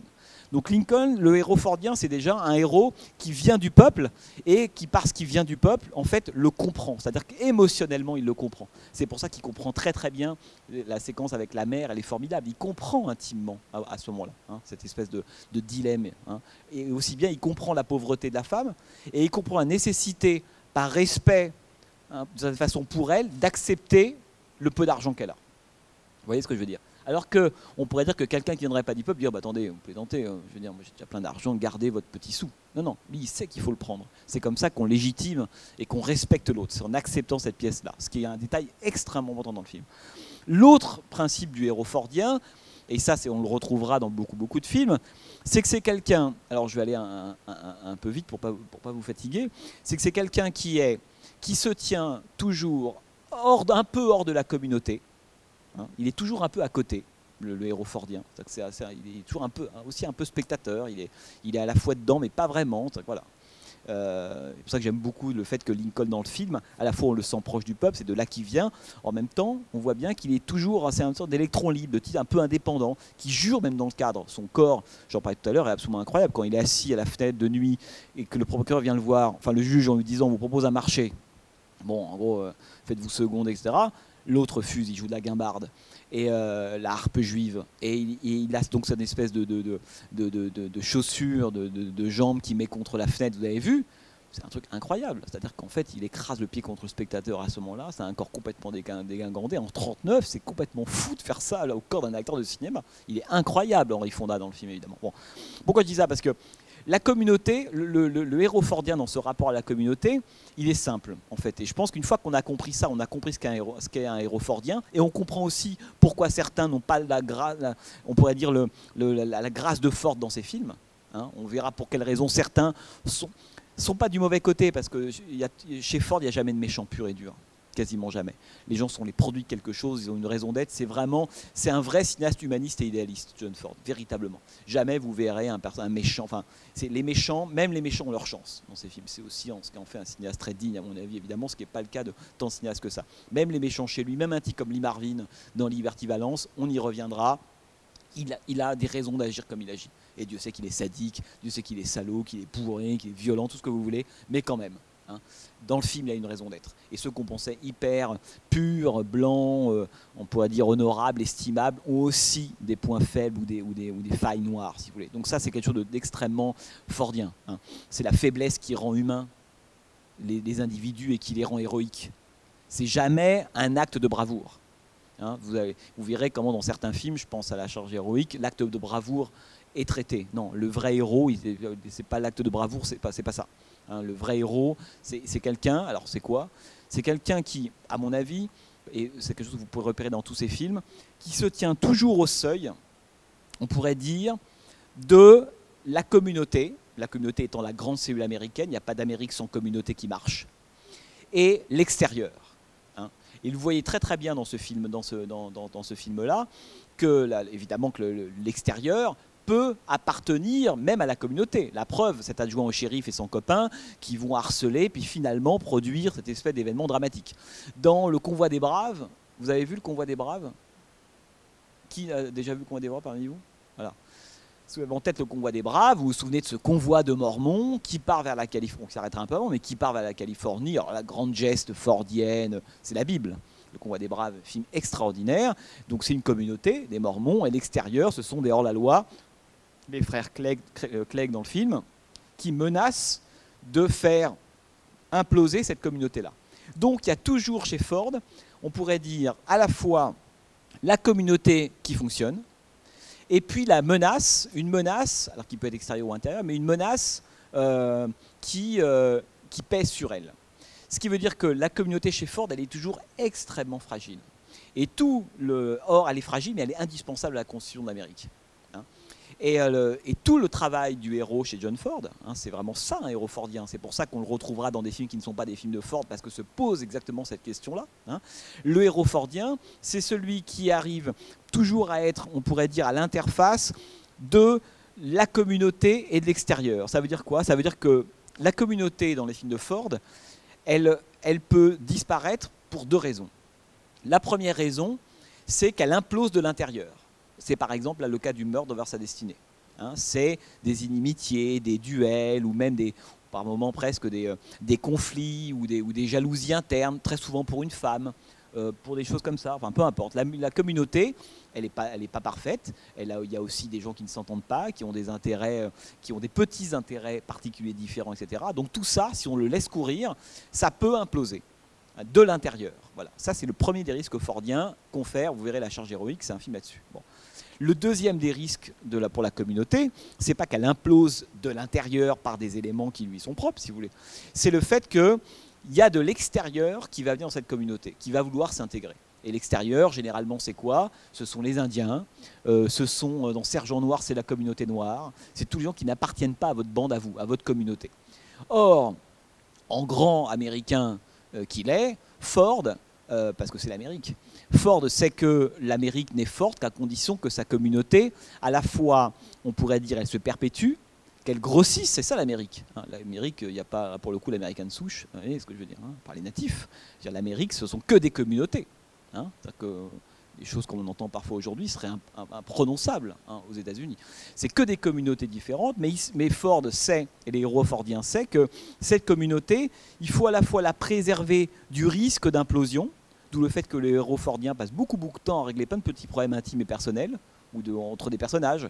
Un passe son temps au comptoir et à cause de l'alcool sème le trouble dans la communauté. Un autre drague la même femme qu'un autre de ses compagnons et ça peut mener très très loin, ça peut même proposer l'implosion de la communauté. Ça, c'est le risque d'implosion de la communauté. Donc le héros, il doit préserver à ce que la communauté, il doit faire attention à ce que la communauté n'implose pas. Mais aussi, et c'est ça qui, à mon avis, qui va intéresser les films de Ford de plus en plus au cours de la seconde partie, on pourrait dire, de sa carrière, c'est que la communauté, non pas qu'elle implose d'elle-même, mais qu'à force d'accueillir de l'extérieur des éléments, on pourrait dire, exogènes, venus d'ailleurs, si elle s'ouvre trop, cette communauté-là, elle explose, elle se dissout. Et la beauté du héros fordien, et c'est pour ça que pour moi, quand on comprend Ford, c'est déjà génial, mais surtout qu'on comprend l'Amérique. Enfin, on comprend quelque chose de l'Amérique, mais très profondément. C'est-à-dire que quand on voit les films de Ford, on comprend cette espèce de souci constant. Ce qui fait qu'il y a des personnages dans les films de Ford, il y a plein de caractères, etc., mais il y a un seul héros. Le héros, c'est celui-là. C'est celui qui intuitivement, attention, il ne théorise pas ça, hein, qui intuitivement se place toujours au centre de ça. En gros, veiller à ce que la communauté n'implose pas, et l'ouvrir, certes, mais suffisamment pour qu'elle prenne l'oxygène et en fait qu'elle se renouvelle. Les prostituées dans Le Convoi des Braves, Les Mormons disent au début, ils tombent sur ce wagon de prostituées, etc. Oh, terrible, c'est le contraire de nous. Alcoolique, prostituée, enfin tout y est. Et le héros du film, hein, que joue Ward Bond, Bay Johnson dans le film, il dit non, il faut les accueillir. Elles vont faire le trajet avec nous. Ça, c'est un geste typiquement du héros fordien. Le héros fordien, il dit bon, arrêtez de vous bagarrer tous les deux, sinon ça va dégénérer. Hein, et il dit non, mais les prostituées là que vous ne voulez pas, il faut les prendre parce qu'elles font le même trajet que nous. Voilà. Et le vrai héros fordien, il tient ces deux positions à la fois en permanence. Alors c'est une position qui est très, très, très compliquée, très précaire, parce qu'on voit bien qu'à tout moment, la communauté peut basculer d'un côté ou de l'autre. Hein, y a un film, par exemple, qui est un film de la rétractation absolue, qui est d'ailleurs son dernier, qui est Frontière chinoise, hein, qui se passe dans une mission chrétienne à la frontière de Mongolie. Ford filme ce cauchemar-là. C'est quoi une communauté qui ne sait plus du tout s'ouvrir à l'extérieur, qui est plus qu'un espèce de truc totalement refermé sur elle-même. Voilà. Qu'est-ce qui se passe quand l'autre arrive? L'autre, c'est le diable. Parce que quand on n'a pas été habitué à intégrer l'autre, hein, on pourrait dire dans sa communauté, hein, à l'accueillir et à le faire grossir avec nous, et ben finalement on produit le diable à côté. Les Frontières chinoises et un film, on pourrait dire, du cauchemar communautaire de John Ford. Hein, véritablement, il le filme à la fin, à un moment où le cinéma de Ford est relativement plus pessimiste, plus mélancolique que les films qu'il a tournés dans les années 30-40. Donc cette position, si vous voulez, du héros fordien, elle explique notamment pour ceux qui ont vu le massacre de Fort Apache. Vous avez peut-être tous vu le massacre de Fort Apache, chef-d'œuvre incroyable. Il y a deux personnages dans le film. Enfin deux personnages masculins principaux. Il y a John Wayne d'un côté, et puis, enfin il y a même trois parce qu'il y a l'Indien Cochise, et puis il y a le colonel Thursday que joue Henry Fonda dans le film. Et là, vous avez deux modèles possibles de l'héroïsme, en fait, filmé par Ford. Et c'est assez beau parce que, je ne vais pas vous raconter ce film-là, mais c'est un film tellement important qu'il faut l'avoir un tout petit peu en tête. Si vous avez le modèle héroïque selon Henry Fonda, qui est le modèle de l'homme qui c'est Custer, hein, le modèle à l'époque, qui va conduire son armée, alors geste héroïque mais suicidaire. Voilà. Alors c'est intéressant parce que ça c'est Fonda, l'homme qui est né pour être un héros, aristocrate, l'homme qui ne met jamais le pied par terre, moyennant une sorte de rigidité, on pourrait dire de principe lié au code de l'armée, aux stratégies ou autres, envoie son bataillon et lui-même à la mort. Ça, c'est une forme d'héroïsme que Ford filme comme un truc complètement stérile. Hein. Et en même temps, on se souvient de Custer. Donc il nous dit, c'est pas de l'héroïsme, n'empêche que les livres d'histoire ont retenu ce type-là comme un héros. Ça, c'est vachement intéressant. Et puis il y a l'autre, qui est John Wayne, qui est son second, d'une certaine façon, celui qu'on ne connaît pas, mais le vrai héros fordien, c'est lui. C'est celui qui, à la fois, préserve la communauté et va parler avec le chef indien. Là où Henry Fonda dit non, moi par principe, chef indien, jamais. Ils ont massacré 3 de mes hommes, etc. Et John Wayne comprend que l'avenir de l'Amérique, c'est le moment où on va parler avec le chef indien. On va pouvoir s'asseoir à côté de Cochise, enfin plutôt en face de lui, et commencer à échanger. Et cette question-là, elle est centrale, puisque Ford, c'est ça qui est assez intéressant, c'est quelqu'un qui part toujours de la mythologie, et de Lincoln, la bataille de Little Bighorn, enfin il y a beaucoup de moments de films de Ford qui racontent ou qui partent d'événements historiques véritables, véridiques de l'histoire de l'Amérique, et à chaque fois il les éclaire d'un jour différent, non pas pour nous dire c'est le contraire ou autre, il nous dit mais voilà, ça c'est ce que raconte l'histoire, ce sont les livres d'histoire, les héros célébrés qui ont été d'ailleurs à un moment de héros dans les années 70. Custer était d'ailleurs un anti-héros, faut se rappeler ce que je dis ça, mais quand Ford tourne le massacre de Fort Apache dans les années 40, Custer est encore un héros officiel. À la fin des années 60, début 70, Custer, c'est le anti-héros par excellence. Little Big Man, par exemple. Hein. Vous voyez bien qu'entre l'image du colonel Thursday d'Henry Fonda dans le massacre de Fort Apache et le Custer de Little Big Man ou de Soldat Bleu, ça n'a évidemment strictement plus rien à voir. Et c'est ce que nous raconte Ford. Il dit non, mais les vrais héros, c'est pas ceux-là. Hein, parce qu'ils seront héros un jour, pas héros le lendemain, etc. C'est ceux que l'histoire a retenus. Les vrais héros, ce sont des gens comme John Ford, hein, qui ont permis de construire l'Amérique. En même temps, je serais un peu simpliste si je disais que ça, parce que Ford, il dira un jour, et ça on y reviendrait très longuement quand on passera L'homme qui tue à Liberty Valance, il dira un jour, vous avez cette fameuse phrase, qui est peut-être l'une des phrases les plus connues de l'histoire du cinéma, quand la vérité est plus belle que la légende, imprimez la légende. Quand la légende est plus belle que la vérité, imprimez la légende. Bon, j'y reviendrai. Parce que ce que dit Ford à ce moment-là, c'est que si on se contente d'opposer le vrai héros de l'ombre, le John Wayne de service, qui d'ailleurs à la fin du film, dans le massacre de Fort Apache, fait allégeance et ment lui-même, hein, puisqu'on a tous vu, nous, le massacre, et lorsqu'il reçoit les journalistes qui veulent en savoir plus sur les exploits de Custer, John Wayne dit non, il a été formidable. Et il sait qu'il ment, et il ment à dessein. Hein. Et nous, on sait, puisqu'on a vu Custer se comporter, on l'a supporté pendant 1h50, on voit le type d'homme que c'est. Et à la fin, John Wayne dit non, il a été formidable. Il a conduit les hommes au combat, ils ont été héroïques, etc. Autrement dit, le bon héros couvre le mauvais héros. En tout cas, le reprend à son compte. Hein. Et pourquoi, à ce moment-là, c'est intéressant, pourquoi à ce moment-là, John Wayne décide de faire survivre la légende contre une vérité dont tout le monde sait, hein, au cours de laquelle Custer a été négatif. En tout cas, pas un personnage à la hauteur. Parce qu'à ce moment-là, le dernier acte ultime du héros fordien, c'est que si je raconte la vérité, si je dis que Thursday a été ignoble, a fait n'importe quoi, a envoyé des hommes au suicide, lui à la limite pourquoi pas, mais les autres, si je fais ça, je mets en péril la communauté et l'armée en l'occurrence. Or, ce qui est le plus important, c'est que cette communauté-là, ce corps-là, il soit pérenne, qu'il continue à vivre. Il y a des éléments qui ont foiré, il y en a qui sont mal comportés, mais si on commence à raconter cette histoire-là, la vérité va faire que la communauté va sombrer. Or non, il faut que la communauté elle continue à vivre, et que l'armée est un corps important qui doit continuer à vivre. Donc je mens. Vous voyez, ça c'est l'héroïsme au carré qu'il y a chez Ford. C'est qu'en plus, il faut mentir. Mais en même temps, il ment, mais on sait la vérité. On a toujours ce double truc chez Ford, dans ma vie, qui me semble extrêmement important. C'est pour ça que Lincoln, alors je reviens à ça, est vraiment un personnage fordien par excellence. C'est quelqu'un qui est obsédé par cette idée, évidemment, de préserver la communauté, mais y compris la communauté de ses on pourrait dire, de ses instincts les plus bas. La séquence du lynchage, elle est extraordinaire. D'ailleurs, à l'époque, Ford aurait préféré, avec son scénariste Abartrotti, que ce soit deux noirs, les deux personnages.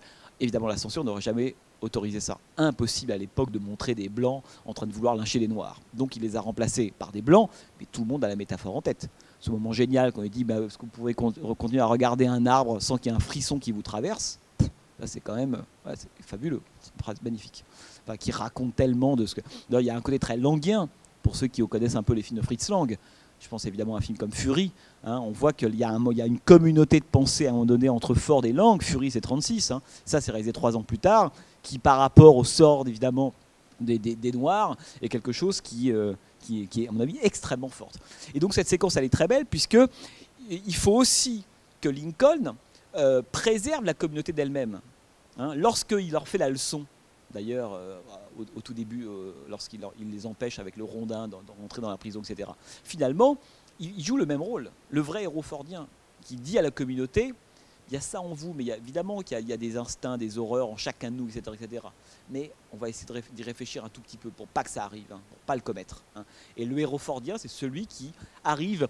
Vous avez vu comment il retourne la foule, c'est très intéressant. Il la retourne pas du tout avec de l'intimidation. Il la retourne pas avec en brandissant un texte de loi ou un principe d'autorité, quelque chose a priori. Il la retourne en décortiquant, en expliquant. C'est ça qui est très très beau. C'est que les autres, finalement, ils comprennent à un moment donné, oui, c'est vrai. J'aime beaucoup. Il dit, mais vous, par exemple, est-ce que seul, enfin bon, bref, toute la rhétorique du lynchage, quelque chose que, à mon avis, montre très très bien cette séquence en 2-3 minutes. Donc, ce qui veut dire qu'à ce moment-là, le héros fordien, c'est aussi ça. C'est celui qui est aussi capable d'empêcher la foule de commettre quelque chose d'irréparable pour la communauté. C'est ça qui, à mon avis, me semble-t-il, est très beau. Alors, je voudrais quand même vous dire un mot aussi, puis après vous allez un peu parler, parce que là, un mot de la fin, qui pour moi c'est une des plus belles séquences de l'histoire du cinéma, qui est quand même le moment donc, il vient de gagner, donc Ward Bond, le Cass Palmer, là, le Jackass, donc, a perdu ses moyens, il a avoué, etc., etc. Donc il y a cette fameuse séquence, très moderne à l'époque, encore une fois, cette idée que Ford nous filme la vérité quand même au bout de 20 minutes, et qu'on ne la voit pas, et qu'on la comprendra, qu'on la verra que 1h05 plus tard. Il n'y a pas beaucoup d'exemples de films comme ça. Bon. Et donc là, il vient de gagner et il sort dans ce couloir. Donc moi, je pense que c'est exactement à ce moment-là que on pourrait dire que le Lincoln de Ford devient le Lincoln qu'on connaît, ou le Lincoln de la mythologie. Avant la montagne et avant évidemment la pluie et les photos. Parce qu'il n'y a pas beaucoup, entre parenthèses, de photos de Lincoln qui sont connues, et y compris pour le grimage de Henry Fonda, je crois qu'ils sont servis. Vous savez, c'est un des plus célèbres daguerreotypes de Lincoln qui date de 1863, sais pas si vous voyez ce que c'est. C'est le portrait de Lincoln qu'on voit sans arrêt, en fait, la photo de Lincoln, qui a un daguerreotype précisément, c'est pas une photo. Bon. Et donc, à ce moment-là, il sort de la salle d'audience. J'aime beaucoup quand même le personnage de l'autre avocat qui vient le saluer, quand même, voilà. Une espèce d'élégance, y compris de l'adversaire qui a tenté tous les coups, rien n'a marché. Il vient le saluer parce qu'il a conscience que ça pourrait devenir. Et la réponse de Fonda qui est géniale, je ne vous sous-estimerai pas moi non plus. C'est un truc qu'il faut garder pour dire à ses futurs amis. Et donc à ce moment-là, il sort il est dans le couloir et il se prépare à partir. Là, la porte s'ouvre et on entend donc la foule. Alors c'est un moment extrêmement, mais je veux dire visuellement, extrêmement abstrait. Hein, que jusque-là, on est au contraire. Alors attention, c'est un film qui manie considérablement, on pourrait dire, les formes, la position des corps des personnages. C'est un film qui est extraordinairement composé, si vous voulez, hein, véritablement, autour de quelques éléments. On parlait de la barrière, le cercle, le feuve. Ça a l'air de rien. C'est jamais un cinéma qui met en évidence, on pourrait dire, c'est son système formel, mais qui est extrêmement rigoureux. Hein. Le cadre chez Ford, c'est ça et pas autre chose. C'est très impressionnant à voir. Et là, à la toute fin du film, on se dit quand même, moment dépouillé, Lincoln, le couloir, la lumière, le rectangle, on a presque le sentiment de rentrer dans un truc quasi mystique, quoi. Bon. Et c'est un peu ça d'ailleurs, parce que qu'est-ce qui se passe à ce moment-là? Ford, donc le rectangle de lumière arrive. Alors évidemment, on peut avoir toutes les lectures qu'on veut, hein, la révélation, le côté, la mystique du peuple, parce que c'est vraiment ça que filme à ce moment-là John Ford. Hein, c'est la dimension mystique du peuple. Et donc, Lincoln arrive sur le seuil de la porte, et là, il est acclamé par la foule. Bon. Je vous disais tout à l'heure, là où je trouve que l'idée géniale, c'est que Ford ne filme pas le contre-champ de la foule. Alors que, souvenez-vous au début, quand Lincoln, encore jeune représentant du parti Whig lors de sa première apparition, parle, on sait tout de suite que c'est vrai d'ailleurs, hein, sa gaucherie est un signe de son idéalisme et de sa sincérité à ce moment-là. D'ailleurs, réponse très très directe dans ce plan-là, contre-champ sur le plan des gamins. Ça, c'est comme chez Peckinpah, hein, on pourrait y revenir, mais bon, il y a du lien. Et si les gamins rigolent à ce que vient dire Lincoln, c'est bon. Lui, il a raison, et eux ont capté la sincérité. Ils ne comprennent rien à ce qu'il a raconté, hein, évidemment. Et puis avec, d'ailleurs, entre parenthèses, ce que raconte Lincoln, c'est la vraie pétition de principe de Ford le cinéaste et de l'Amérique lincolnienne, à la fois libérale et progressiste. Hein, c'est vraiment ça. Il faut que les industries se développent, etc., mais il faut qu'on soit libre. Voilà. L'idéologie américaine, dans toute son excellence, est là. Bon. Les gamins, ce qui est génial dans ce contre-champ des gamins, c'est que pourquoi Ford choisit à ce moment-là de filmer la réaction des deux enfants, alors qu'il ne l'a pas fait pour le précédent? Parce que pour le précédent n'appelle aucune interlocution. On ne reconnaît rien, si ce n'est le cliché, le petit théâtre de l'homme politique qui raconte n'importe quoi et qui est le même que celui, etc. Avec Lincoln, indépendamment du fait que sa posture a changé, qu'il ne sait pas où mettre ses mains, qu'il parle de façon très simple, on a l'impression qu'il pense à ce qu'il dit, ou en tout cas qu'il pense ce qu'il dit, contrairement au précédent. À ce moment-là, Ford choisit d'aller filmer la réaction des enfants. Mais parce que la réaction des enfants, c'est la preuve, si vous voulez, cette réaction-là, elle atteste de la vérité qui vient de sortir de la bouche de Lincoln. Sans ce plan des enfants, on peut dire, oui, d'accord, c'est Fonda, bien sûr, il a un discours différent, il a l'air différent, il joue bien la sincérité, mais qu'est-ce qui nous garantit qu'au fond, c'est pas un jeu? Ce qui nous garantit, c'est le plan des gamins. S'il n'y a pas le plan des gamins, il n'y a pas la certitude, à ce moment-là, que Lincoln, c'est Lincoln qui est déjà là. Parce que s'il n'y a pas le plan des gamins, ça peut être qu'un autre politicien avec une autre technique, on pourrait dire de discours, d'arnaque, d'illusion, de manipulation, etc. Non, les gamins viennent sanctionner ça. Donc, je reviens à la fin. Ford, Lincoln arrive, Fonda devant la porte, et là, la foule l'acclame. Donc, pas de contre-champ. Alors, pourquoi pas de contre-champ? Parce qu'à mon avis, je pense que ce qui se joue là, c'est en fait c'est le moment où Lincoln, jusque-là, il est quoi? Il est un type un peu simple, bûcheron, qui adore lire, qui va lire des choses, etc., etc. Là, je parle du point de vue du présent, pas du point de vue de la mythologie. Et puis, il va devenir avocat, il est un peu roublard, il arnaque, il a envie de gagner du temps, donc il fait peur à ses deux plaignants, il les met d'accord. Et puis après, la fête de l'indépendance, il triche. Et puis, coup d'éclat, pendant évidemment le procès avec les deux, mais au fond, il est à ce moment-là le héros, le personnage principal ou le représentant de quelques personnes, hein, d'une petite communauté. À ce moment-là, lorsqu'il arrive devant la porte, la foule qui l'acclame, c'est le moment où il devient, à ce moment-là exactement, il devient le héros du peuple. C'est-à-dire que le Lincoln héros du peuple, et héros inaltérable d'ailleurs, hein. Vous allez aujourd'hui aux États-Unis, Et ils ne sont pas 36, hein. Il y a Lincoln, il y a Jefferson, il y a JFK évidemment. C'est pas même dans les présidents qui ont eu lieu, aucun n'a évidemment cette espèce d'aura d'importance. C'est le socle de la nation, c'est Lincoln, encore aujourd'hui aux États-Unis évidemment. Et donc c'est à ce moment-là qu'il devient le héros du peuple. Mais il devient le héros du peuple dans quel sens? Parce que ne filmant pas le contre-champ sur la foule, Ford nous dit, mais au fond, Lincoln, le champ et le contre-champ c'est pareil. Ça veut dire que Lincoln et la foule c'est la même chose. Il n'y a pas besoin du plan de la foule puisqu'il incarne cette foule à ce moment-là. Et c'est très très beau la façon dont toute la voix de la foule d'un seul coup sert de bande-son à ce plan-là. Autrement dit, la foule elle se projette sur lui, il va se mettre à l'incarner. Et l'homme du peuple, ça veut dire quoi? Il va être son porte-parole. Et donc le porte-parole, vous savez que ce qui arrive à ce moment-là dans le cadre de la porte, au début c'est Lincoln, et à la fin c'est l'homme du peuple. C'est-à-dire que c'est tout le peuple est dans le corps de Lincoln à ce moment-là. C'est pour ça qu'il n'a pas besoin d'aller filmer le contre-champ de la foule. Parce que d'une certaine façon, hein, vous voyez, comme presque au nom d'un espèce de flux presque mystique, fantastique, la foule rentre en lui. À ce moment-là, il va devenir le porte-parole. Je dis ça parce que pour ceux qui ont vu un peu évidemment les autres films de Ford dans la chronologie, on voit bien combien à ce moment-là se joue un truc qu'on retrouvera dans beaucoup de films de Ford, et notamment dans Raisin de la colère. Tom Joad, le parcours de Tom Joad dans le film de Ford et dans le roman de Steinbeck, mais dans le film de Ford, c'est exactement ça. Comment est-ce qu'un personnage va apprendre au fur et à mesure de son exil, le long du Midwest à la Californie, à être d'un individu singulier, avec des intérêts privés, et puis fils d'une famille, et puis d'une communauté de hobos qui ont pris la route, et à la fin, il va devenir le porte-parole de toutes les minorités. Et c'est le grand moment où Tom Joad s'en va à la fin du film, avec un des plus beaux discours, évidemment, des films de Ford, et lorsque Matt Joad, sa mère, comprend, exactement d'ailleurs comme Mary Todd dans Vers sa destinée, qu'à un moment donné, l'homme est devant quelque chose de tellement grand qu'il ne faut pas le retenir. Et la mère, à ce moment-là, accepte, dans la colère, de laisser partir Tom Joad, pourtant c'est son fils, parce qu'elle a compris la grandeur de sa destinée à lui. Autrement dit, il va devenir le porte-parole des minorités. C'est le fameux discours très connu de Tom Joad, là où un homme souffrirait, je serai là, là où un homme sera pourchassé, je serai là, etc. etc., etc. C'est voilà, je suis we the people, dira après Matt Joad, enfin la mère de Tom Joad. Autrement dit, ce mouvement-là, c'est un mouvement typiquement fordien, et il me semble que c'est dans Vers sa destinée. C'est pour ça que c'était pas mal de commencer avec ce film qui est la matrice en fait, porte en germe énormément de trucs qu'on retrouvera au fil de l'année dans les films de Ford.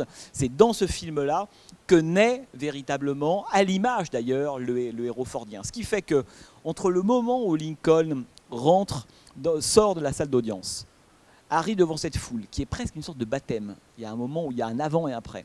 Et le moment où il en ressort vers la colline, c'est plus le même Lincoln. Avant, c'est encore un Lincoln en formation, d'une certaine façon. Voilà, il apprend et puis là, hop, il reçoit le peuple. Comme une sorte de don dont il va devoir être maintenant aussi bien comptable que digne. C'est ça l'histoire de Vers sa destinée. Et à partir du moment où il sort de la salle d'audience, où il dit au revoir, la famille reconstituée, il gravit la colline, c'est plus du tout le même homme qu'on est en train de voir. Absolument plus. Ça devient le porte-parole du peuple. Autrement dit, Lincoln, c'est le peuple.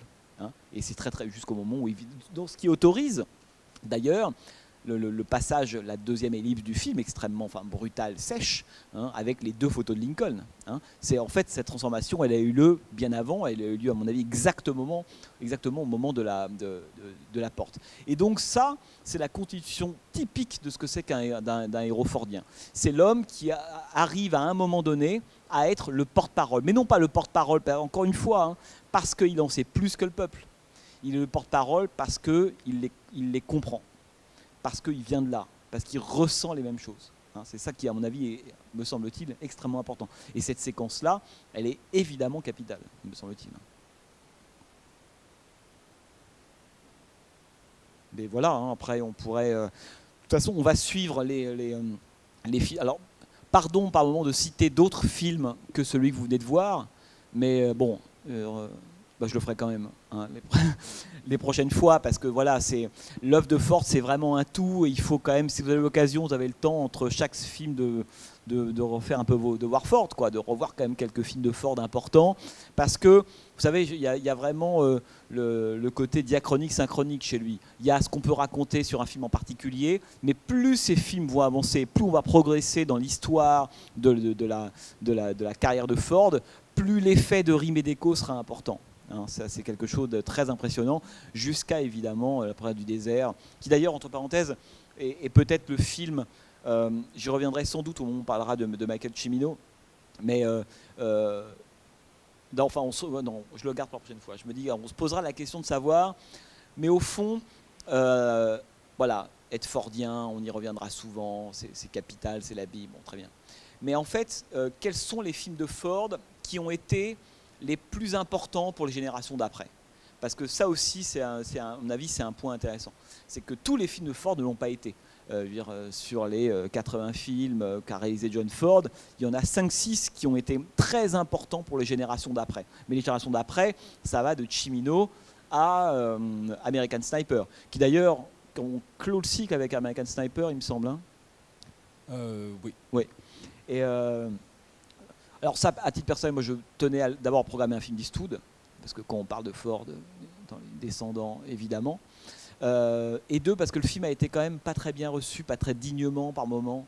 Et je trouvais que c'était bien de remettre les pendules à l'heure sur ce chef-d'œuvre. Hein, donc, vous voyez, je trouve ça pas mal. Donc c'était bien de repasser à la fin American Sniper. Et surtout, et il me semble que le rapport entre Ford et Eastwood, qui est à peu près constant depuis les années 70, depuis José Wales, quoi, disons, hein, film que Eastwood réalise en 1976, jusqu'à American Sniper, est absolument passionnant. Et on verra qu'est-ce qu'il y a de fordien dans American Sniper, ou plutôt en quoi Ford essaie en 2015 de tenir encore la morale fordienne. Voilà. Ça marche pas, mais en tout cas c'est son objectif, quoi. Et ça, je trouve ça très très beau. Voilà. Bon bah écoutez, vous avez des questions à poser? Ou peut-être des remarques il y a plein de choses que j'ai pas évoquées. Hein.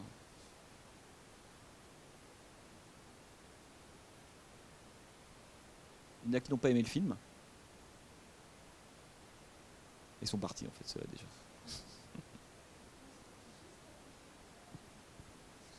Attendez, s'il vous plaît, prenez le micro s'il vous plaît parce que... Non mais on enregistre alors. Vous êtes filmé? Si j'avais su, j'aurais rien. Oui, donc j'ai peut-être vu un symbole où il n'y en a absolument pas. Mais la famille, n'est-elle pas la même famille au début où la dame demande de la flanelle? Est-ce une autre famille? Cette famille dans laquelle il trouve le livre de droit dans le tonneau?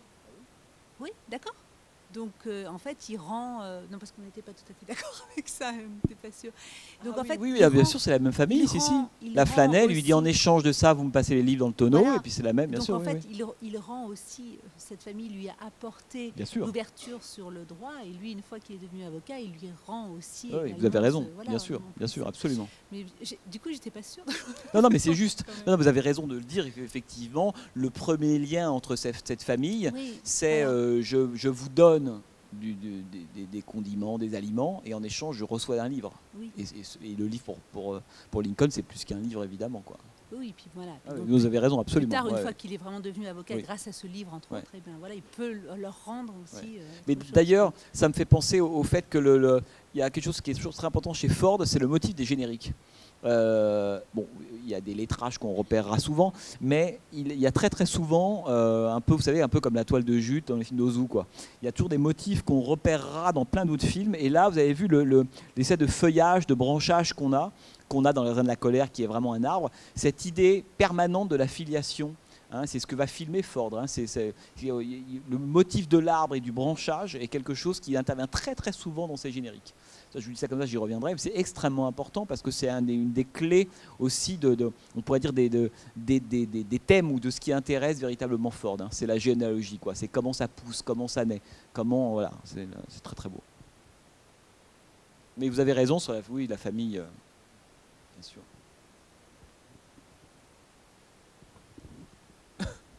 Oui, Jean-Baptiste, tu parlais souvent de plans qui revenaient et la qualité des plans chez Ford. Je trouve que dans ce film-là, il y a 2 plans dans l'embrasure de la porte de Fonda, qui me font penser aux 2 plans d'ouverture et de fermeture de La prisonnière du désert de John Wayne. Je trouve qu'à un moment donné, quand il se présente devant la porte, là, à un moment donné, il est dans l'embrasure. Il est aussi beau que John Wayne dans La prisonnière. Alors c'est marrant ça, parce que... alors, je vais essayer de faire une réponse courte, mais c'est vrai. Mais dans le sens où... alors peut-être que le plan le plus célèbre de toute l'histoire des films de Ford, c'est le plan dont tu parles. C'est-à-dire le moment la toute fin d'Après du désert, Ethan Edwards vient de ramener Natalie Wood chez les siens. La caméra est à l'intérieur de la petite cabane, vous vous souvenez, elle arrive. Hein, et donc il dépose Natalie Wood. D'ailleurs, ça c'est quand même... Qu'est-ce qu'elle est? Est-ce qu'elle est indien? Comme, peu importe, on ne sait pas trop ce qu'elle est, mais bon. Il la redépose, il la remet dans sa communauté. Et donc, la caméra est à l'intérieur avec un système de surcadrage, puisqu'on a à la fois le cadre évidemment du film, et puis le cadre dans le cadre, qui est représenté par l'embrasure de la porte. Et là, à ce moment-là, Ethan Edwards décide, plutôt que d'accepter de rentrer, de réintégrer la communauté, il décide de s'en éloigner. Et il repart dans le Monument de Vallée. Évidemment, un des plans dingues. Que tout est là. On ne pourrait pas s'arrêter là. Et donc il décide de retourner à la fois de là où il vient, à la possibilité de rentrer dans la communauté, cette conscience de s'inscrire dans l'histoire, et que le cadre c'est aussi un tableau, et que John Wayne passe à ce moment-là exactement du présent à l'histoire. À ce moment-là, il n'y a plus de place pour lui dans le présent, il ne sera plus qu'un élément d'histoire. Voilà. Donc il rejoint l'histoire, et la rejoignant, il disparaît. Bon. Pourquoi c'est intéressant ce plan-là? Bon, là, on pourra pour le coup en parler vraiment une heure, mais... parce que tu as raison, c'est un motif qu'on retrouvera dans énormément de films de Ford. L'idée du personnage qui est sur le seuil, l'idée du cadre dans le cadre, ou le personnage dans l'embrasure. D'ailleurs, la première apparition de Lincoln, il y a déjà du surcadrage à n'en plus finir. Il est sur une scène de rocking chair, sa jambe qui est surélevée, il se met dans l'embrasure lui-même d'une espèce de porte, et on le retrouvera à beaucoup de moments comme ça, ce fameux plan avec la foule, etc. C'est parce que je pense que ça renvoie à ce que je disais tout à l'heure sur la question du héros fordien. Le héros fordien, c'est celui qui fait tout ce qu'on s'est dit, la communauté préservée, etc., mais qui spatialement, parce qu'il faut l'incarner, il faut le montrer, ça à l'image, c'est pas, je veux dire, si la mise en scène c'est ça, spatialement c'est celui qui est sur le seuil. Voilà. C'est celui qui sait rester sur le seuil, c'est-à-dire qui est toujours, on pourrait dire, à l'interface des deux. Le seuil, c'est ce qui met en communication l'extérieur de la communauté, de la salle de bal, de la maison, de la cabane, etc., avec l'intérieur. Voilà. Et le héros, c'est celui c'est la sentinelle. Moi, je pense que on ne pourra pas se dire que le grand héros fordien, c'est la sentinelle. De quoi on l'a dit tout à l'heure, mais c'est la grande sentinelle, c'est vraiment la sentinelle. Et la sentinelle du monde. Et la sentinelle du monde, elle est toujours à l'interface. Elle est sur le seuil du monde et de ce qui lui est étranger. Mais là où le héros devient fordien, c'est qu'il sait que ça ne peut pas être un statu quo. Il faut que ça évolue. Autrement dit, il faut qu'il y ait de l'ailleurs qui rentre dans le dedans. Mais pas trop, sinon le dedans il explose, quoi. Une fois qu'on a compris ça, on a, me semble-t-il, compris l'importance effectivement de ce type de motifs qui reviennent. Mais encore une fois, et ça je vous le redirai très souvent, parce que c'est aussi un constat qu'on fera très souvent, y compris sur des films qui montrent l'impossibilité de faire communiquer ça, avec on pourrait dire le repliement sur soi, le racisme, la rétractation, l'œil du dragon, vous le verrez, est un film là-dessus. C'est un film qui est sur un type qui est incapable d'être sur un seuil, incapable d'être un héros fordien. Hein, il adorerait, mais il ne peut pas. C'est un film génial pour ça. Donc de toute façon, l'œil du dragon, on y reviendra le mois prochain, c'est un vrai film fordien, mais qui devient fordien par défaut. Parce qu'on comprend que le type, en fait, il aimerait être fordien, mais il est tout le contraire. Vous voyez ce que je veux dire? Et je pense que quand on comprend ça, on comprend aussi, me semble-t-il, quelque chose d'extrêmement profond de la culture américaine. Enfin, pour ceux qui sont aux États-Unis, si vous voyez des films, lisez des bouquins, vous vous intéressez à la culture américaine, c'est quelque chose que nous, en tant qu'Européens français, nous semble par moments un peu différent. Nous, on fonctionne tellement sur un autre type de choses. On a un autre cerveau, rien à voir. Mais si on fait l'effort de mettre le cerveau américain dans notre tête, vous voyez, pas le cerveau du juge européen qui c'est toujours tout ce qu'il faut. Non, non, le cerveau américain dans sa tête, on voit les choses complètement différemment. Et je pense que Ford, c'est ça. Quand on comprend Ford, on comprend l'Amérique. Mais vraiment intimement. Là, et vous pouvez voir, encore une fois, ces films de 15-17 à la fin des années 60. Au fond, il n'y a pas besoin d'ouvrir des livres d'histoire. J'exagère, il faut toujours le faire, bien sûr. En fait, tout est à livre ouvert, quoi. Vous comprenez toute l'histoire de l'Amérique, de son passé et de son présent en voyant les films de John Ford. Bon, bah écoutez, on va se dire rendez-vous la semaine prochaine avec quelqu'un qui est beaucoup plus névrosé, évidemment, que Lincoln, hein, qui est Mickey Rourke dans l'œil du dragon. Là, vous allez voir, ça va être chaud. Là. Bon, merci beaucoup, et puis rendez-vous dans un mois, et bonne soirée.